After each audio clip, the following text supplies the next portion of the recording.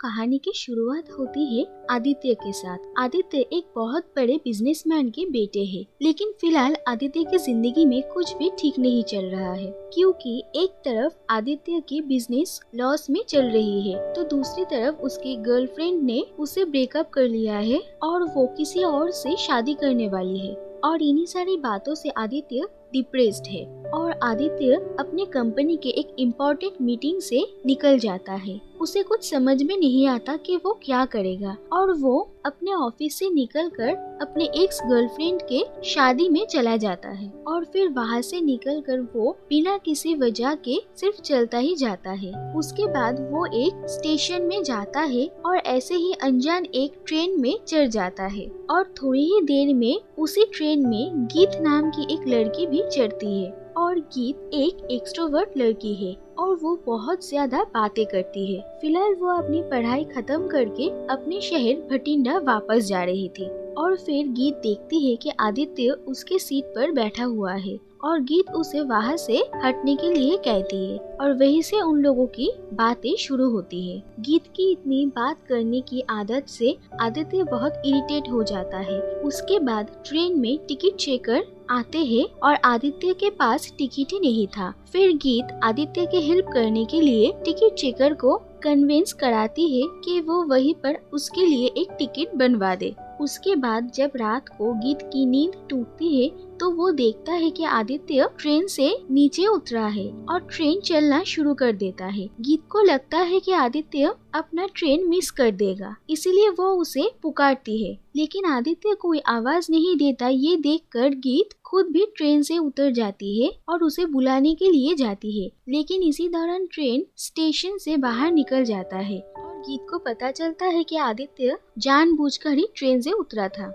लेकिन गीत अपना ट्रेन मिस कर देती है और उसका सारा सामान ट्रेन में ही रह जाता है, क्योंकि आदित्य को बुलाने की वजह से गीत की ट्रेन मिस हुई है। इसीलिए गीत अब आदित्य से कहती है कि उसे ही अब अगले स्टेशन में उसकी ट्रेन पकड़ने में मदद करना पड़ेगा। उसके बाद आदित्य एक टैक्सी से गीत को अगले स्टेशन में पहुंचा देता है और वहां पर ट्रेन रुकी हुई रहती है। लेकिन गीत को बहुत प्यास लगती है और वो स्टेशन के एक दुकान से पानी खरीदने के लिए रुकती है और दुकानदार से वाटर बॉटल के दाम को लेकर झगड़ा करते हुए गीत का यह पर भी ट्रेन मिस हो जाता है। लेकिन तब तक आदित्य स्टेशन से निकल जाता है और गीत को समझ नहीं आता कि वो अब क्या करेगी। इसीलिए वो उस स्टेशन के स्टेशन मास्टर के पास जाती है और रिपोर्ट लिखवाती है। स्टेशन मास्टर उससे कहते हैं कि ट्रेन आगे कोटा स्टेशन में रुकेगा और उस स्टेशन में उसका सारा सामान ट्रेन से उतार के रखा जाएगा। लेकिन गीत को ये समझ नहीं आता कि वो अब कोटा स्टेशन कैसे पहुँचे।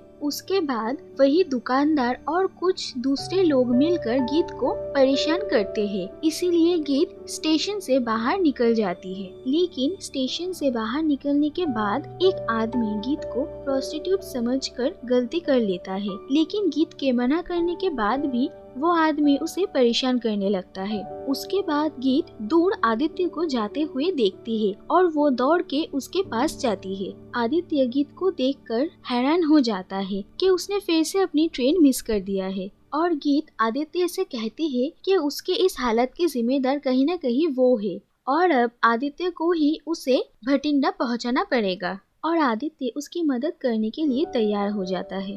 उसके बाद रात गुजारने के लिए वो लोग एक होटल में रूम बुक करते हैं और वहाँ जाकर आदित्य थोड़ा कंफर्टेबल होता है और गीत से बात करता है और गीत आदित्य से कहती है कि वो बहुत जल्द अपने बॉयफ्रेंड अंशुमन के साथ भागने वाली है, क्योंकि उसकी फैमिली उन दोनों का रिश्ता एक्सेप्ट नहीं कर पाएगी। अगले दिन आदित्य और गीत कोटा स्टेशन पहुंचते हैं और वहां से गीत का सारा सामान लेते हैं। रास्ते में आदित्य गीत से ये भी कहता है कि उसे म्यूजिक का बहुत शौक है।